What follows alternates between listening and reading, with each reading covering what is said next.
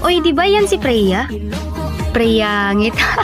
Hoy, saan ka pupunta? Pangit. Ay, natakasan ko rin sila. Diyos ko, Lord. Pagod na ako sa panlalait nila.